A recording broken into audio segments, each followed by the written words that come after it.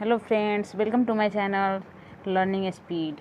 आज हम इस वीडियो में एनसीईआरटी कक्षा 6 का हिस्ट्री का चैप्टर 2 आखेटक खाद्य संग्राहक से भोजन उत्पादक तक एक चैप्टर को पढ़ेंगे। इसमें क्या है, ये एक शुरुआत किया हुआ है तुषार की रेल यात्रा। एक लड़के का नाम है जिसे शुरुआत किया गया है, लेकिन यहाँ से नहीं, हम यहाँ से देखते हैं क्या आरंभिक मानव आखिर वे इधर उधर क्यों घूमते थे। आरंभिक मानव जो थे इधर उधर क्यों घूमते थे, इसके बारे में देखना है। हम उन लोगों के बारे में जानते हैं जो उप महाद्वीप मतलब क्या, ये भारत में 20 लाख साल पहले से रहा करते हैं। आज हम उन्हें आखेटक खाद्य संग्राहक के नाम से जानते हैं। क्या जानते हैं उन्हें? आखेटक खाद्य संग्राहक के नाम से जानते हैं। भोजन का इंतजाम करने की विधि के आधार पर उन्हें इस नाम से पुकारा जाता है। मतलब क्या, उन्हें इसलिए नाम से पुकारा जाता है क्योंकि वो भोजन को क्या करते हैं, भोजन का इंतजाम करते हैं। आखेटक मतलब शिकार करके लाते हैं, उसे संग्रह करते हैं, इसलिए उन्हें क्या कहते हैं, आरंभिक मानव को आखेटक और खाद्य संग्राहक के नाम से जानते हैं। आमतौर पर खाने के लिए वे जंगली जानवरों का शिकार करते थे। क्या करते थे? खाने के लिए जंगली जानवर का शिकार करते थे, मछलियाँ मारते थे, चिड़िया पकड़ते थे, फल फूल दाने पौधे पत्तियाँ अंडे इत्यादि क्या करते थे, इकट्ठा किया करते थे। आखेटक खाद्य संग्राहक समुदाय के लोग एक जगह से दूसरी जगह पर घूमते थे। ऐसा करने के कई कारण थे। मतलब क्या थे, आखेटक जो लोग थे, आरंभिक मानव, वो इधर उधर घूमते थे। इसका बहुत सारा कारण है जो इस बुक में दिया गया है। पहला कारण क्या है, यह है कि अगर वे एक ही जगह पर ज़्यादा दिन तक रहते तो आसपास के पौधा जो था, कंदमूल वगैरह, फल फूल जानवर, इस सब को खाकर वो क्या कर देते थे, समाप्त कर देते थे। इसलिए और भोजन की तलाश में इन्हें दूसरी जगहों पर जाना पड़ता था। अब क्या है, दूसरा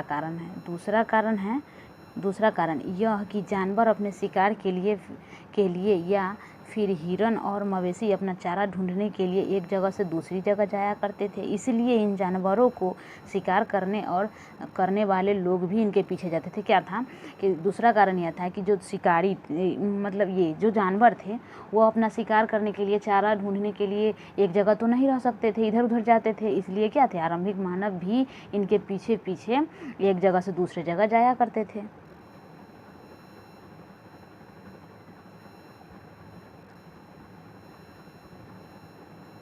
अब क्या है तीसरा कारण यह है कि पेड़ों और पौधों में फल फूल अलग अलग मौसम में आते थे। अब तीसरा कारण यह है कि पेड़ों में क्या थे, फल फूल अलग अलग मौसम में आते हैं, इसलिए लोग इनकी तलाश में उपयुक्त मौसम के अनुसार अन्य इलाकों में क्या थे, घूमते होंगे। मतलब ये एक अनुमान है कि ऐसे ऐसे लोग इधर उधर घूमते थे। 3 कारण हैं। अब चौथा कारण है कि पानी के बिना किसी भी प्राणी या पेड़ पौधे का जीवन संभव नहीं होता और पानी झीलों, झरनों तथा नदियों में ही मिलता है। मतलब पानी की तलाश में भी, चौथा कारण है कि पानी की तलाश में भी इधर से उधर क्या थे, आरंभिक मानव घूमते थे। यद्यपि कई नदियों और झीलों का पानी कभी नहीं सूखता, कुछ झीलों और नदियों में पानी बारिश के बाद ही मिल पाता है। इसलिए ऐसी झीलों और नदियों के किनारे बसे लोगों को सूखे मौसम में पानी की तलाश में इधर उधर जाना पड़ता था।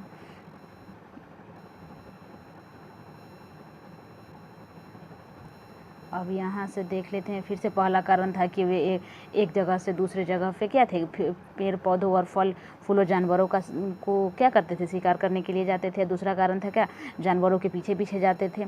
और तीसरा कारण है क्या, पेड़ पौधे और फल फूल अलग अलग मौसम में उसमें क्या था, मतलब कि फल लगते थे, फूल लगते थे, इसलिए। और चौथा कारण था पानी की तलाश में।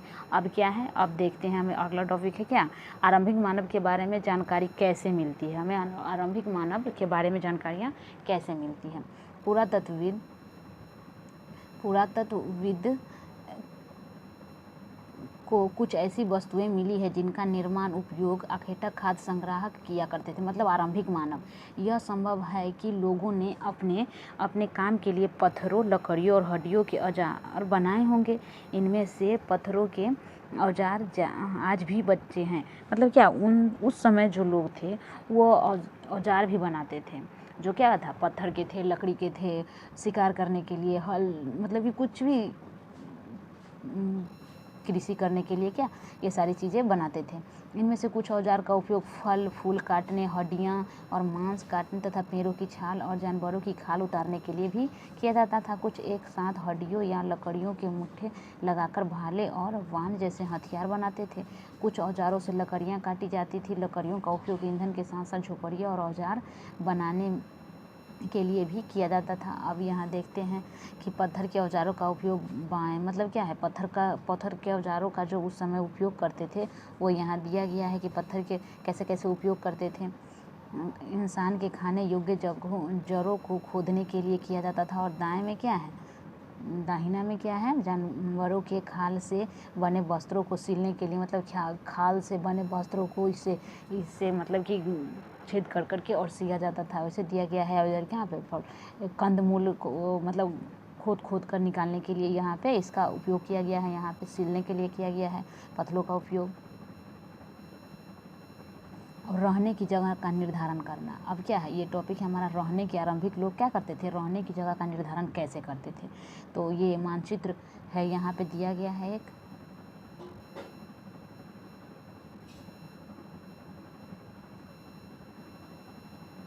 पहले इसे देख लेते हैं। लाल त्रिकोण वाले स्थान वे पूरा स्थल है जहाँ पर आखेटक खाद्य संग्राहक के होने के प्रमाण मिले हैं। अब यहाँ पे है लाल जो त्रिकोण स्थान है, भीमबेटका, कुरनूल गुफा, होंगसी, ये सब क्या है, ये सारी जहाँ पे आखेटक खाद्य संग्राहक मतलब जो आरंभिक मानव थे वो रहते थे। तब क्या है, भीमबेटका है, कुरनूल गुफा है, होक्सी है, ये सारी जगहों पर क्या थे, आखेटक और खाद्य संग्राहक लोग रहते थे। मानचित्र में सिर्फ कुछ गिने चुने स्थान ही चिन्हित किए गए हैं। कई पूरा स्थल नदियों और झीलों के किनारे भी पाए गए हैं। अब यहाँ पे देख लेते हैं क्या, ये कुरनूल गुफा आंध्र प्रदेश में है। राख के अवशेष मिले हैं यहाँ पे। और आरंभिक कृषक और पशुपालक लोग बुर्जुओं में रहते हैं। आधुनिक मध्य प्रदेश में क्या गुफा, आवासीय पुरातत्व, पूरा स्थल, पूरा पाषाणकालीन, शिकारी, खाद्य संग्राहक, पर्वतीय इलाका, मतलब ये सारी चीज़ें यहाँ पर मिली हैं।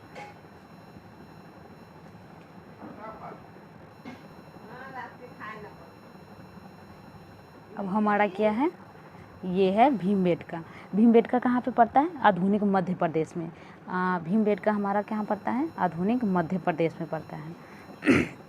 जो यहाँ पे भीमबेटका है, तो यहाँ पे क्या है, इस पूरा स्थल पर गुफाओं और कंदराएं मिलती हैं। मतलब इस पूरा स्थल पर गुफा, आरंभिक मानव की गुफा और बहुत सारे कंदराएं मिलती हैं। लोग इन गुफाओं में इसलिए रहते थे क्योंकि यहाँ उन्हें बारिश धूप, मतलब अब क्वेश्चन रहेगा कि आरंभिक मानव गुफा में किस लिए रहते थे। तो वो रहते थे बारिश धूप और हवाओं से राहत मिलती थी उन्हें, इसलिए रहते थे। ये गुफाएं नर्मदा घाटी के पास है, मतलब मध्य प्रदेश में नर्मदा घाटी है, वहीं पे भीमबेटका एक गुफा है। वहीं पे क्या है, ये लोगों को पानी भी मिल जाता था इन लोगों को, और गुफा बना के रहते थे धूप बारिश से बचने के लिए। क्या तुम बता सकते हो कि रहने के लिए लोगों ने यह जगह क्यों चुना होगा, मतलब बचने के लिए चुना होगा कि प्राकृतिक आपदा से बचने के लिए, अच्छी जगह पे रहने के लिए जहाँ पे उन्हें सारी प्राकृतिक चीज़ें और क्या है जल मिल सके आसानी से। क्योंकि पत्थर के उपकरण बहुत महत्वपूर्ण थे, इसलिए लोग ऐसी जगह ढूंढते थे जहां अच्छे पत्थर मिल सके। मतलब पत्थर के खोज के लिए भी वह लोग अच्छे अच्छे जगह पे जाया करते थे। अब क्या है ये शैल चित्र, इनमें हमें क्या पता चलता है, शैल चित्र, ये है शैल चित्र। इस चित्र के बारे में बताऊं, मतलब ये चित्र है कि बहुत आरंभिक मानव ऐसा चित्र बनाते थे। जैसे शिकार करने के लिए एक चित्र बनाया गया है कि जैसे कोई ये जानवर है, पीछे से कोई मानव है जो इसे क्या शिकार करने के लिए जा रहा है इसके पीछे। जिन गुफाओं में लोग रहते थे उनमें से कुछ ही दीवारों पर चित्र मिले हैं, मतलब कुछ के दीवारों पर चित्र मिले हैं। इनमें से कुछ सुंदर उदाहरण मध्य प्रदेश, वही भीमबेटका वाला गुफा, और दक्षिणी उत्तर प्रदेश की गुफाओं से मिले हैं। मतलब मध्य प्रदेश के भीमबेटका गुफा, उसमें कुछ शैल चित्र मिले हैं। उत्तर प्रदेश की गुफाएं, उसमें भी कुछ चित्र ऐसे ही मिले हैं। इनमें जंगली जानवरों की बड़ी कुशलता से सजीव चित्रण किया गया है। उस समय के लोग ऐसा चित्र बनाते थे।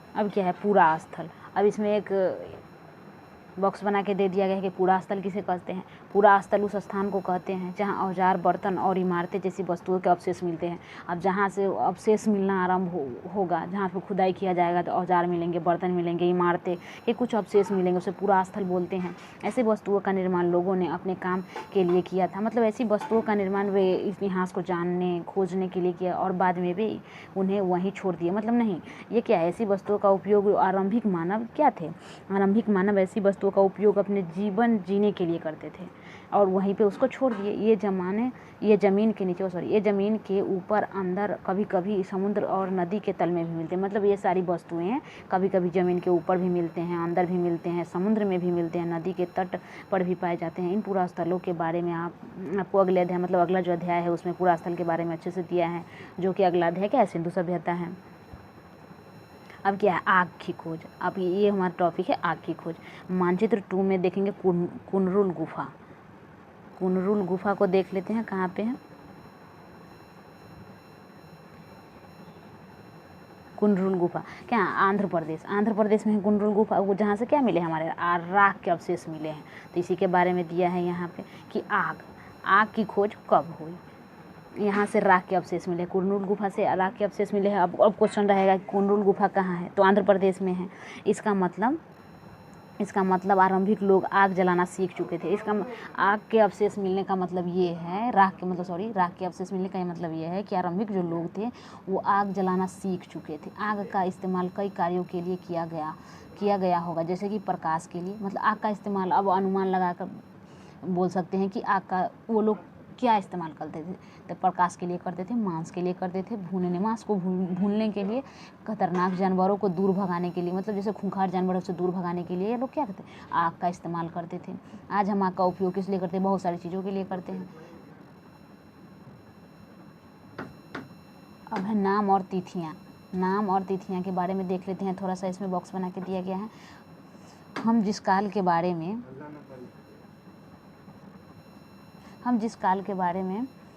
पढ़ रहे हैं, पुरातत्वविदों ने उनके बड़े बड़े नाम रखे हैं। मतलब इस काल के बारे में जो पढ़ रहे हैं उसके पुरातत्वविद हैं जो बड़े बड़े नाम रखे हैं। तो आरंभिक काल को वे पाषाण काल कहते हैं। आरंभिक काल मतलब आरंभिक मानव, जिसके बारे में इस चैप्टर में पढ़ रहे हैं उसको क्या पुरातत्वविद ने आरंभिक काल माना है। आरंभिक काल को पूरा पाषाण काल मान दिया। पूरा पाषाण काल मतलब बहुत पुराना।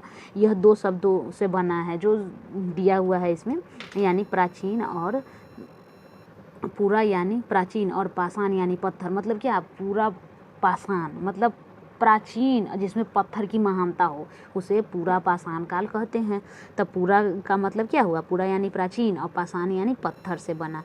यह नाम पूरा स्थलों से प्राप्त पत्थरों के औजारों के महत्व को बताता है। पूरा पाषाण काल 20 लाख साल पहले से 12,000 साल पहले के दौरान माना जाता है। अब पूरा पाषाण काल कब से कब तक माना जाता है, 20 लाख साल पहले से 12,000 साल पहले तक माना जाता है। अब पूरा पाषाण काल कब से कब तक माना जाता है, अब यहाँ पे बहुत अच्छे से दिया हुआ है कि पूरा पाषाण काल 20 लाख साल पहले से, मतलब 20 लाख साल पहले, बहुत मतलब ये ज़्यादा पीरियड है। 20 लाख साल से 12,000 साल के दौरान तक माना जाता है। इस काल को अब पूरा पाषाण काल को 3 भाग में विभाजित कर दिया गया, जैसे आरंभिक, मध्य और उत्तर पूरा पाषाण काल।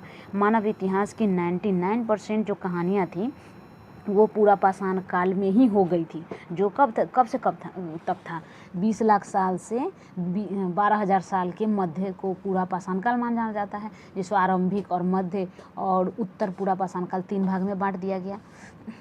जिस काल में हमें पर्यावरण बदलाव मिलते हैं उसे मेसोलिथ यानी मध्य पाषाण युग कहते हैं। अब को सीरीड क्वेश्चन पूछ देता है कि मेसोलिथ क्या है और पर्यावरण का बदलाव कब हुआ, ये सब पूछ देता है। यानी मध्य पाषाण में हुआ क्या पर्यावरण का बदलाव, और मेसोलिथ इसे कहते हैं। इसका समय लगभग 12,000 साल पहले से 10,000 साल पहले। अब इसको भी बांट दिया गया कि 12,000 साल पहले से 10,000 साल पहले तक माना जाता है। इस काल के पाषाण औजार आमतौर पर बहुत छोटे होते हैं, इसे माइक्रोलिथ यानी लघु पाषाण काल कहते हैं। जिस काल के औजार क्या थे, बहुत छोटे, मतलब पत्थर के ही औजार थे लेकिन बहुत छोटे थे, इसलिए माइक्रोलिथ और लघु पाषाण कहा गया इन्हें। प्रायः इन औजारों में हड्डियों, ये लकड़ियों के मुट्ठे लगे लगे हंसिए और आरी जैसी औजार मिलते हैं। साथ साथ पूरा पाषाण युग वाले औजार भी इस दौरान पाए जाते हैं। अगले युग की शुरुआत लगभग 10,000 साल पहले से होती है। अब यहाँ पे ये सारी पूरा पाषाण काल हमारा ख़त्म हो गया। अगले युग की शुरुआत कब होगी? 10,000 साल से होगी। मतलब कि 20 लाख साल से 12,000 साल तक हमारा पूरा पाषाण काल था। इसमें 3 भाग में बांट दिया गया, आरंभिक, मध्य और उत्तर पूरा पाषाण काल। अब यहाँ से अगली युग की शुरुआत होती है जो 10,000 साल पहले से होती है। इसे नवपाषाण युग कहा जाता है। अब पूरा पाषाण काल, नवपाषाण काल मतलब नया, नवपाषाण काल का मतलब होता है नवपाषाण का क्या मतलब होता होगा, मतलब नया, कुछ नया हुआ होगा। जैसे पत्थर के औजार की जगह लोहे के औजार आ गए होंगे, मेटल का उपयोग होने लगा होगा। इसमें कुछ स्थानों के नाम दिए गए हैं। अगले अध्याय में तुम्हें ऐसे अनेक नाम मिलेंगे। अक्सर हम पुराने स्थानों के लिए उन नामों का प्रयोग करते हैं जो आज प्रचलित हैं, क्योंकि हमें ज्ञात नहीं है कि उस काल में इसके क्या नाम रहे होंगे। अच्छा, इसको नहीं देखते हैं। अब हम आगे बढ़ते हैं। बदलती जलवायु। अब जलवायु बदलने का यहाँ पे तो थोड़ा सा पढ़ लिए थे कि जलवायु कब बदला था, तो यहाँ पे बदला था मौसम, पर्यावरणीय बदलाव। तो पर्यावरणीय बदलाव किस में हुआ था? ये हमारा हुआ था पर्यावरणीय बदलाव मेसोलिथ यानी मध्य पाषाण युग में। तो अब यहाँ पे दिया हुआ है एक टॉपिक ही कि पर्यावरणीय बदलाव, तो इसके बारे में थोड़ा सा अच्छे से देख लेते हैं। क्या है पर्यावरणीय बदलाव? बदलती जलवायु। जलवायु कब बदला? लगभग 12,000 साल पहले दुनिया की जलवायु में बड़े बदलाव आए और गर्मी बढ़ने लगी। अब 12,000 साल पहले कब था? ये हमारा क्या था? पूरा पाषाण काल ही, जिसमें जलवायु का परिवर्तन हुआ, गर्मी बढ़ने लगी। इसके परिणाम स्वरूप कई क्षेत्रों में घास वाले मैदान बनने लगे। घास वाले मैदान क्या थे? बनने लगे।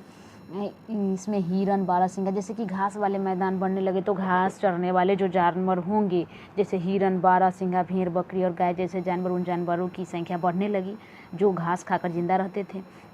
जो लोग इन जानवरों का शिकार करते थे वे भी इनके पीछे आए और इनके खाने पीने की आदतों और प्रजनन का समय की जानकारी हासिल करने लगे। हो सकता है कि तब लोग इन जानवरों को पकड़कर अपनी ज़रूरतों के अनुसार पालने की बात सोचने लगे होंगे। जब आए होंगे, देखे होंगे कैसे कैसे ये कौन कौन से मौसम में क्या क्या उगता है यहाँ। जब पर्यावरण बदलाव हुआ तो ये सारी जो हिरन, बारहसिंगा, भेड़, बकरी है, सब क्या है, घास खाने वाले जानवर की संख्या बढ़ने लगी। तो लोग इसके पीछे पीछे आए और क्या, इसके प्रजनन का समय, आदत, कैसे कैसे खाते हैं, कैसे कैसे रहते हैं, उन सब का पता लगाएं और इसको क्या पालतू बनाने के बारे में सोचे होंगे। अब अगला टॉपिक है खेती और पशुपालन की शुरुआत। अब खेती और पशुपालन की शुरुआत तो इसी में हुआ होगा, पर्यावरणीय बदलाव में ही। तो इस दौरान उपमहाद्वीप के भिन्न भिन्न इलाकों में गेहूं, जौ और धान जैसे अनाज प्राकृतिक रूप से उगने लगे। मतलब इसी दौरान क्या है, उपमहाद्वीप में भिन्न भिन्न इलाकों में गेहूं, जौ, जैसे कि पहला चैप्टर में हम पढ़े हैं कि बुर्जभूमि में सबसे पहले गेहूँ, चावल और जानवर के पालने के अवशेष मिले हैं, वैसे ही है यहाँ पे भी गेहूँ, जौ, धान जैसे अनाज प्राकृतिक रूप से उगने लगे। शायद महिलाओं, पुरुषों और बच्चों ने इन अनाजों को भोजन के रूप में बटोरना शुरू कर दिया, अपने आप उगने लगे। जब पर्यावरण बदलाव हुआ तो क्या है, अपने आप घास फूस वाले जो छोटे छोटे पौधे थे उगने लगे, अनाज बहुत सारा उगने लगा होगा एक अनुमान के मतलब कि ये हिसाब से। तो क्या स्त्री पुरुष बच्चे होंगे जो बटोरने ना शुरू कर दिया होंगे। साथ ही वे यह भी समझने लगे होंगे कि यह अनाज कहाँ उगते हैं। मतलब यहाँ इतना तक का ज्ञान हो गया होगा कि अच्छा ये अनाज उगते कहाँ हैं और कब पककर तैयार होते हैं, सब पता चल गया होगा उन लोगों को। तब उसके बाद उन लोगों ने खेती शुरू किया होगा। ऐसे करते करते लोगों ने इन अनाजों को खुद पैदा करना सीख लिए होंगे। इस प्रकार धीरे धीरे वे कृषक बन गए। ऐसे ही अब इस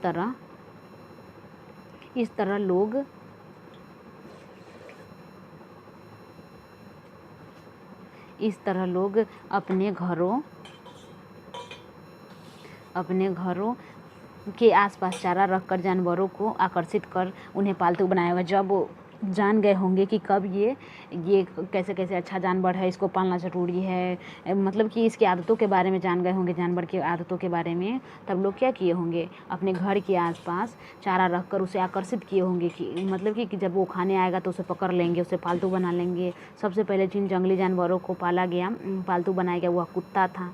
कुत्ता मतलब कुत्ते का जंगली पूर्वज था। धीरे धीरे लोग भेड़, बकरी, गाय, सूअर जैसे जानवरों को क्या अपने घरों के नज़दीक आने को उत्साहित करने लगे। ऐसे जानवर झुंड में रहते थे और ज़्यादातर घास खाते थे। अक्सर लोग अन्य जंगली जानवरों के आक्रमण से इनकी सुरक्षा किया करते थे। इस तरह धीरे धीरे वे पशुपालक बन गए। मतलब आरंभिक लोग कैसे पशुपालक बने, ये इसमें दिया हुआ है।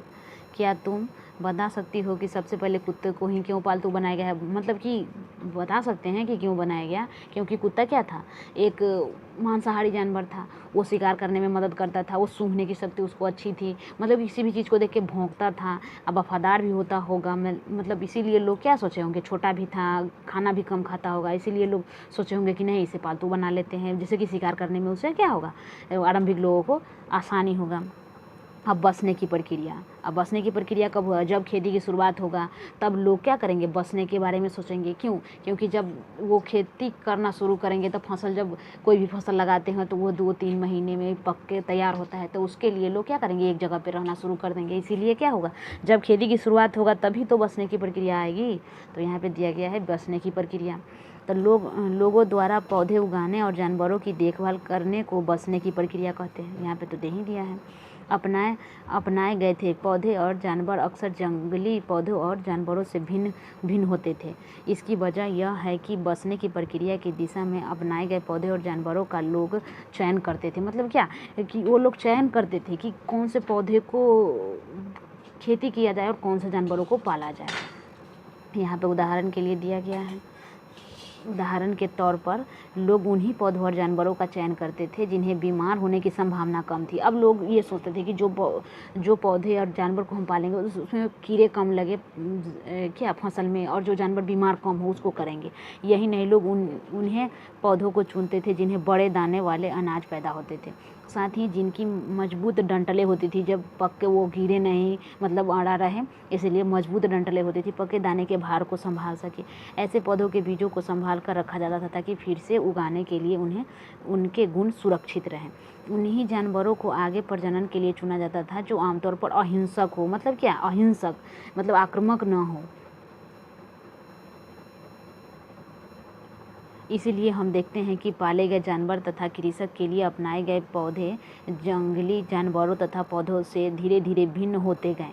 मतलब कि जंगली जानवरों से ये भिन्न थे। मिसाल के तौर पर जंगली जानवरों की तुलना में पालतू जानवरों की दांत और सींग छोटे होते थे। दांत और सींग क्या थे, इनके छोटे होते थे, क्योंकि वो थोड़ा बहुत शिकार में हेल्प करे और अच्छे से घर पर रहे, मतलब कि अच्छे से उसे पालतू बनाया जा सके, कृषि में उपयोग किया जा सके, इसलिए लोग उसे पालते थे। अब आक्रामक को पाल लेंगे, जैसे बड़े बड़े सींग हो, दांत हो, तो लोगों को भी नुकसान पहुंचा सकता है, इसलिए छोटे छोटे दांत और सींग वाले जानवर को ये क्या थे, पालतू बनाते थे। इन दांतों को देखो, मतलब यहाँ पे जो दांत है इसे दिखाया गया है कि पालतू सुअर के हैं और कौन से, ये है क्या, पालतू सुअर का छोटा वाला होगा, ये बड़ा वाला होगा क्या, जंगली सुअर के। अब बसने की प्रक्रिया पूरी दुनिया में धीरे धीरे चली। यह करीब 1200 साल पहले शुरू हुई, मतलब जब कृषि का विकास हुआ। वास्तव में आज हम जो भोजन करते हैं वो इसी बसने की प्रक्रिया की वजह से है। जो भोजन करते हैं जिसमें जो अनाज है वो क्या है, इसी बसने की प्रक्रिया के फलस्वरूप ही प्राप्त हुआ है। कृषि के लिए अपनाई गई सबसे प्राचीन फसलों में गेहूँ और जौ है। अब ये क्वेश्चन भी पूछ देता है कि सबसे पहले किसको उगाया गया था, गेहूँ और जौ को है। कौन से जानवर को पालतू बनाया गया था, तो कुत्ता है। उसी तरह सबसे पहले पालतू बनाया गया जानवर इसे दे ही दिया है, कुत्ते, भेड़, बकरी। अब क्या, एक नवीन जीवन शैली, अब नवीन जीवन शैली आ जाएगा। जैसे ही आरंभिक लोग कृषि का उत्पादन करने लगेंगे, मतलब क्या, कृषि करने लगेंगे, अनाज का उत्पादन करने लगेंगे, वैसे ही एक नया जीवन शैली आ जाएगा। लोग क्या करेंगे, गुफाओं को छोड़कर एक जगह पे रहने लगेंगे, जैसे क्या बस्ती बन जाएगी। इसीलिए यहाँ पे दे दिया है टॉपिक, एक नवीन जीवन शैली। एक नवीन क्या, जीवन शैली, कैसे शुरुआत हुआ इसका। तो यह क्या है, तुम किसी पौधे के बीज को बो कर देखो। मतलब ये एक उदाहरण के तौर पर समझाने का प्रयास किया गया है कि एक पौधे को बो कर देखो, तुम पाओगे कि इसे विकसित होने में कुछ वक्त लगता है। इसमें कुछ दिन, महीने या फिर साल भी लग सकते हैं। इसीलिए जब लोग पौधे उगाने लगे तो उनकी देखभाल के लिए उन्हें एक जगह पर लंबे समय तक रहना पड़ा। बीज बोने से लेकर फसलों को पकने तक, पौधों की सिंचाई करने, खरपतवार हटाने, जानवरों और चिड़ियों से उन्हें चिड़ियों से उनकी सुरक्षा करने से बहुत से काम शामिल थे। कटाई के बाद अनाज का उपयोग बहुत संभाल कर करना पड़ता था। जैसे कि कुछ अनाज का उत्पादन हुआ तो उसे मतलब सबको इस्तेमाल नहीं करना पड़ता था। उसे क्या था, वो लोग उसे कुछ रख लेते थे बीज के तौर पर, कोई उपहार देने के तौर पर, मतलब उसे संभाल कर रखते थे। अनाज को भोजन और बीज दोनों के रूप में बचा कर रखा जाना आवश्यक था। इसीलिए लोगों को इसके भंडार की बात सोचनी पड़ी। अब जब भंडार की बात सोचेंगे तो सोचेंगे कि भंडार किसमें किया जाए, कुछ सुराही के तरीका का बनाया जाए, मतलब कि बहुत सारे बर्तन को बनाने की कला अब आएगा। जैसे भंडार करने की बात आएगी उसके बाद। इलाकों में लोगों ने मिट्टी के बड़े बड़े बर्तन बनाए। अब जब भंडार करने की बात आई तो बर्तन का भी बात आएगा ना, कि रखेंगे कहाँ आखिर। तो इसीलिए लोग क्या करने लगे, बड़े बड़े मिट्टी के बर्तन बनाने लगे, टोकरिया बुनने लगे, फिर ज़मीन में गड्ढा खोदने लगे। क्या तुम्हें लगता है कि शिकारी या भोजन संग्रह करने वाले बर्तन बनाते और उनका उपयोग करते होंगे? क्यों नहीं करते होंगे। जब वो क्या थे, खाद्य संग्राहक थे, तो वो क्या थे, गुफा में रहते थे धूप से और क्या बारिश से बचने के लिए। तो जैसे ही वो कृषि का विकास हो जाएगा, वो कृषि करने लगेंगे तो ये सब का उपयोग तो करने लगेंगे, बनाते होंगे। अब क्या है, जानवर चलते फिरते खाद्य संग्राहक कैसे हैं। जानवर बच्चे देते हैं, इसीलिए लोग क्या करते हैं, चलते फिरते खाद्य भंडार, मतलब क्या, जिससे उनकी संख्या बढ़ती है। आगे अगर जानवरों की देखभाल की जाए तो उसकी संख्या में बढ़ेगी, मतलब खाद्य भंडार जैसे एक भंडार के तौर पर जब हम जानवर को पालेंगे, उसे रखेंगे तो एक भंडार के तौर पर नहीं, दूध देगा, बच्चे देगा, तो वो एक भंडार ही हुआ चलता फिरता, मतलब कि कहीं भी उसे ले जा सकते हैं। जैसे ज़मीन को तो उठाए कहीं नहीं ले जा सकते हैं, लेकिन जानवरों को ले जा सकते हैं। इसीलिए यहाँ पे कह दिया है कि जानवर क्या, चलते फिरते और खाद्य भंडार, मतलब क्या, वो दूध भी देगा, बच्चा भी देगा, तो क्या है, भंडार है उसके पास, और चलता फिरता भी है। अगर हम एक जगह से दूसरे जगह जाना चाहेंगे तो ज़मीन को नहीं ले जा सकते ना, लेकिन जानवर को तो ले जा सकते हैं। दूध भी प्राप्त हो सकता है, भोजन का एक अच्छा स्रोत भी है, ये सब दे दिया है इसमें। अब भोजन के अतिरिक्त जानवरों से और क्या क्या मिल सकता है, बहुत कुछ मिल सकता है। अगर भोजन के अतिरिक्त जानवरों से दूध मिलेगा, बछड़े मिलेंगे, बहुत सारी चीज़ मिलेंगी उससे। अब आरंभिक कृषक और पशुपालकों के बारे में पता करें। अब आरंभिक कृषक और पशुपालक के बारे में पता करना है, कैसे कैसे वो लोग कहाँ कहाँ रहते थे। मानचित्र पृष्ठ संख्या 13 देखो। क्या तुम्हें कई नीले वर्ग दिखाई दे रहे हैं? इनमें से प्रत्येक बिंदु उस जगह को दर्शाता है जहाँ पुरातत्वविदों को शुरुआती कृषकों और पशुपालक के होने के साक्ष्य मिले हैं। जैसे क्या है, यहाँ पे नीले वर्ग को देखना है, तो यहाँ पे मानचित्र 2 को देख लेते हैं। नीला वर्ग,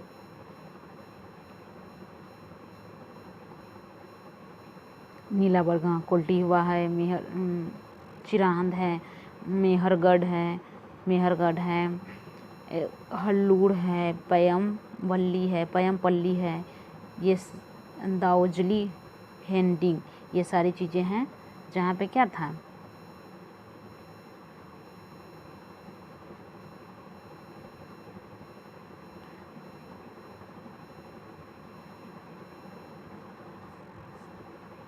शुरुआती कृषकों और पशुपालकों के होने के साक्ष्य मिले हैं। शुरुआती कृषक, जहाँ पे आरंभिक कृषक और पशुपालक होने के साक्ष्य मिले हैं उन सारी जगहों पर। ये पूरे उपमहाद्वीप में पाए गए हैं, मतलब पूरे भारत में पाए गए हैं। इसमें सबसे महत्वपूर्ण पश्चिमोत्तर क्षेत्र है। पश्चिमोत्तर मतलब पश्चिम और उत्तर वाला जो क्षेत्र है मेहरगढ़, वहाँ पे क्षेत्र में आधुनिक कश्मीर में, मतलब आधुनिक जो अभी कश्मीर है, और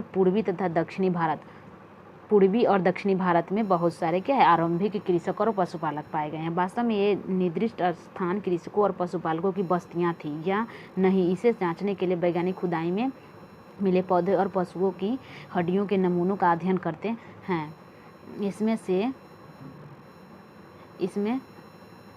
इनमें से सबसे रोचक जले हुए अनाज के दाने हैं। सबसे महत्वपूर्ण वैज्ञानिकों को क्या मिला है, जले हुए अनाज के दाने। ऐसा लगता है कि ये गलती से या फिर जानबूझकर जलाए गए होंगे। वैज्ञानिकों इन अनाज के दानों की पहचान कर सकते हैं। इस तरह हमें पता चलता है कि इस उपमहाद्वीप के विभिन्न भागों में बहुत सारी फसलें उगाई जाती रही होंगी। वैज्ञानिक विभिन्न जानवरों की हड्डियों की भी पहचान कर सकते हैं। अस्थायी जीवन की ओर। अब अस्थायी जीवन की ओर कब आया लोग,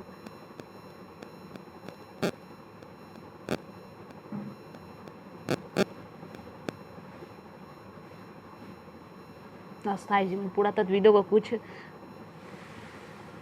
पुरास्थलों पर झोपड़ियों और घरों के निशान मिले हैं। पुरातत्वविदों को क्या है, कुछ पुरा स्थल जहाँ से कुछ ज़मीन से खोद कर निकला है पुराना चीज़, उसे पुरास्थल बोलते हैं, पर झोपड़ियों और घरों के निशान मिले हैं। जैसे कि बुर्ज होम, वर्तमान कश्मीर में जो हमारा बुर्ज होम है के लोग गड्ढे के नीचे घर बनाते थे, जिन्हें गर्तावास कहते हैं। अब क्वेश्चन पूछ देता है गर्तावास किसे कहते हैं, कहाँ पे गर्तावास मिला है, तो बुर्ज होम में मिला है, जो क्या था, एक आरंभिक लोगों का घर था, गड्ढा। इसके उतरने के लिए सीढ़ियाँ थी, वो लोग सीढ़ियाँ भी बनाते थे, इससे उन्हें ठंड से के मौसम में सुरक्षा मिलती थी। पुरातत्वविदों को झोपड़ियों के अंदर और बाहर दोनों ही स्थानों पर आग जलाने की जगह मिली है। मतलब आग भी जलाते थे वो लोग। ऐसा लगता है कि लोग मौसम के अनुसार घर के अंदर और बाहर रहते थे। बाहर क्या थे, खाना पकाते थे। बहुत सारी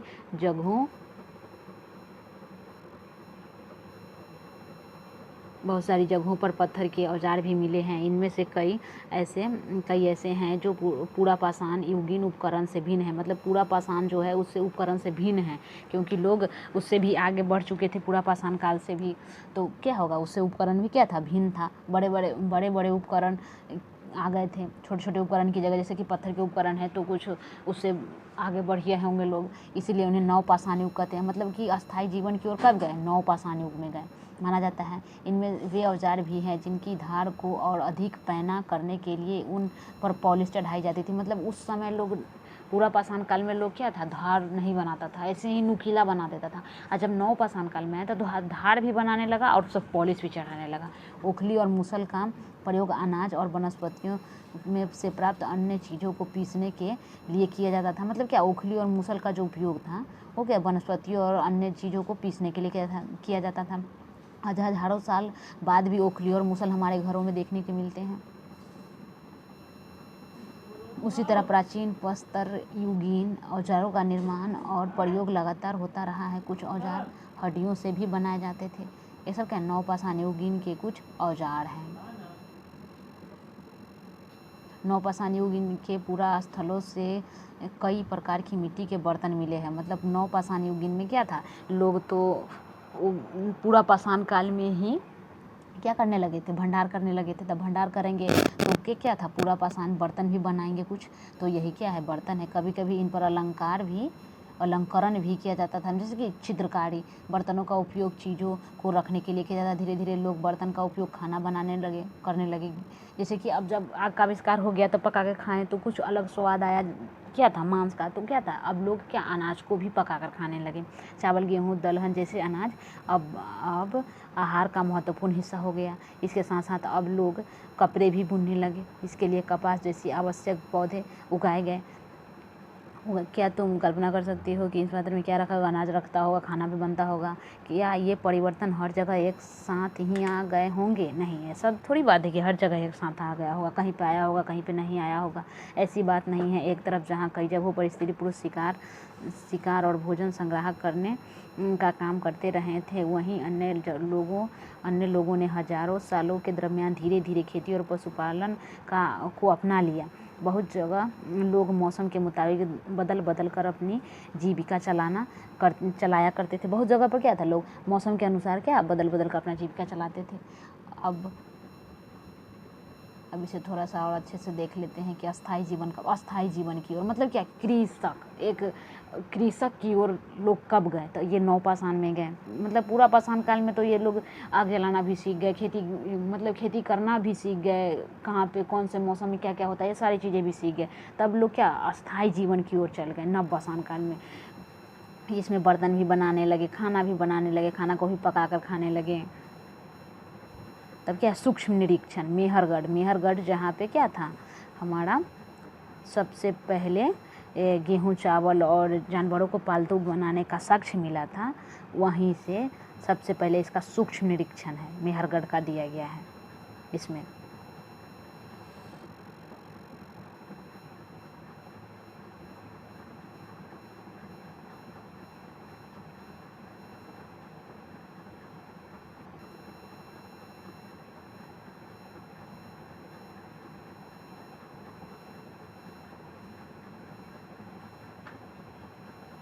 मेहरगढ़ की जीवन मृत्यु। अब मेहरगढ़ का सूक्ष्म निरीक्षण है, तो वहाँ पे लोग कैसे क्या करते थे, जीवन और मृत्यु मतलब कैसे कैसे दफनाते थे, ये दिया गया है। तब मानचित्र 2 जो इसमें है क्या, मेहरगढ़ है। मेहरगढ़ वहाँ पे है, पश्चिम में है।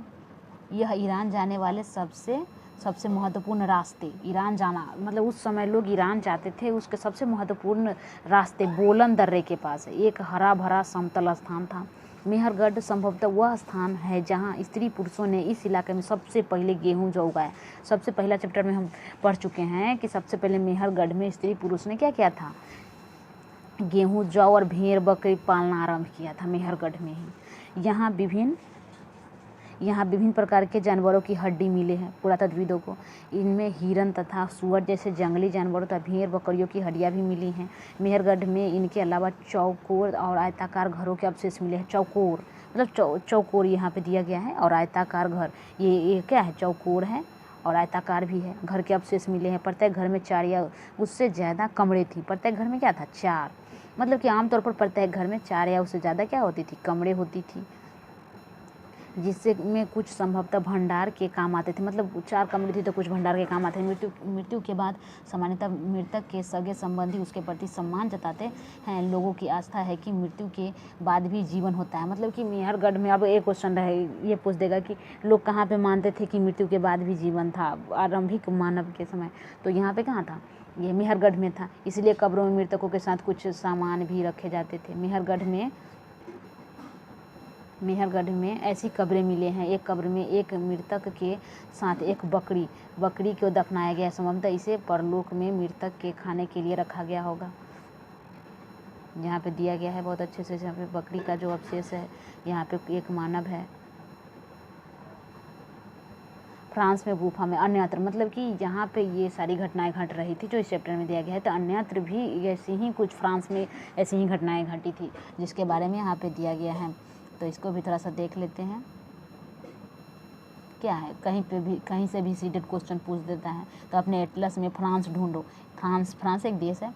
यह चित्र फ्रांस की एक गुफा का है। इस पूरा स्थल की खोज लगभग क्या है, 100 साल पहले 4 स्कूली छात्रों ने किया था। इस तरह के चित्र लगभग 20,000 साल पहले से लेकर 10,000 साल पहले के बीच है। मतलब क्या, ये है 20,000 साल पहले से लेकर 10,000 साल, मतलब यही पूरा पाषाण वाला जो पीरियड है उसी में ये भी हुआ था।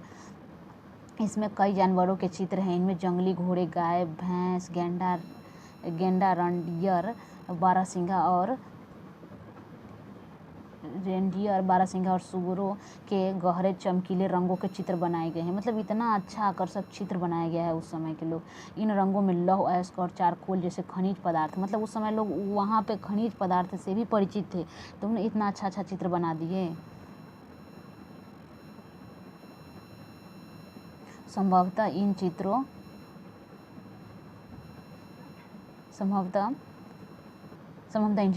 को उत्सवों में के अवसर पर बनाया जाता होगा एक अनुमान के तौर पर। फिर इन्हें शिकारों द्वारा शिकार पर निकलने से पहले कुछ अनुष्ठानों के लिए बनाया जाता होगा एक अनुमान के तौर पर कि कब बनाया जाता होगा। अब क्या है, अब हमारा क्या है, एक नवपाषाणिक पुरा स्थल। एटलस में तुर्की ढूंढो, उसी समय की बात है। एक नवपाषाणिक पुरा स्थल है। नवपाषाणिक सबसे प्रसिद्ध पुरा स्थलों में एक चताल हयूक तुर्की में है। चताल हयूक क्या है, एक पुरा स्थल है जो तुर्की में है। यहाँ दूर दराज स्थानों से कई चीज़ें लाई जाती थी। यहाँ पे क्या, दूर दराज जगहों से कई चीज़ें लाई जाती थी और उनका उपयोग किया जाता था। जैसे सीरिया से लाया गया चकमक पत्थर, यहाँ पे सीरिया से चकमक पत्थर लाया जाता था। लाल सागर की कौड़ियाँ और भूमध्य सागर की सीपियाँ। ध्यान रहे कि उस समय तक पहिए वाले वाहन का विकास नहीं हुआ था। लोग सामान खुद या जानवरों की पीठ पर लाद कर ले जाया करते थे। पहिया नहीं था तो गाड़ी भी नहीं होगा कुछ, तो क्या जानवरों की पीठ पर लाद कर लाते थे। इतना मतलब कि इतना कष्ट से लोग आवागमन किया करते थे। अब उपयोगी शब्द है कुछ, आखेटक और खाद्य संग्राहक, वही आरंभिक लोग पुरा स्थल जहाँ से क्या कुछ ऐतिहासिक चीज़ें निकलती हैं। उद्योग स्थल जहाँ पे क्या, जैसे कि आगे हम पढ़ेंगे उद्योग स्थल है, तो ये हमारा लोथल है। ये क्या था, बंदरगाह शहर था। आवासीय स्थल मतलब कि क्या, जहाँ पे लोग रहते थे, जहाँ से अब घड़ का जो कुछ सामान निकला है, पूरा पाषाण मतलब बहुत पुराना, मध्य पाषाण, लघु पाषाण, कृषक, पशुपालक, नव पाषाण युग, कब्र, ये सारी जो उपयोगी शब्द है इसमें इस्तेमाल किया गया है। अब क्या है, इसमें कुछ क्वेश्चन है तो इन वाक्यों को पूरा करें। जैसे क्वेश्चन है, आखेटक खाद्य संग्रह गुफाओं में इसलिए रहते थे क्योंकि वे क्या थे, धूप और बारिश से बचने के लिए, जहाँ पे पढ़ चुके हैं हम लोग कि धूप और बारिश से बचने के लिए क्या आखेटक लोग क्या थे, गुफा में रहते थे। घास वाले मैदान का विकास क्या हुआ, जब पर्यावरण बदलाव हुआ तो 12,000 साल पहले क्या घास वाला मैदान आया। अब यह हमारा यह लघु तो ये क्वेश्चन है, तो इसको भी अगर आप लोग अच्छे से चैप्टर को पढ़िएगा तो सही बन जाएगा। लेकिन वीडियो बहुत बड़ा हो रहा है तो हम ये नहीं करेंगे। लेकिन अब कुछ महत्वपूर्ण तिथियां हैं, जैसे कि सीटेटी, सब सारी जो तिथि हैं इसको ही उठाकर क्वेश्चन पूछ देता है। तो मध्य पाषाण युग कब से कब तक माना जाता है, तो 12,000 साल से 10,000 साल, 200 साल तक, 2000 साल तक सॉरी। बसने की प्रक्रिया का आरंभ कब हुआ, बसने की प्रक्रिया का 12,000 साल पहले। नव पाषाण युग का आरंभ 10,000 साल पहले। मेहरगढ़ में बस्ती का आरंभ लगभग 800 साल पहले। ये सब सारी चीज़ें हैं, अच्छे से इस चैप्टर को पढ़ लीजिएगा तो ये सारी क्वेश्चन बन जाएंगे। अब बनेंगे क्वेश्चन तो कोई भी सीटेट कहीं से भी क्वेश्चन पूछे बन जाएगा।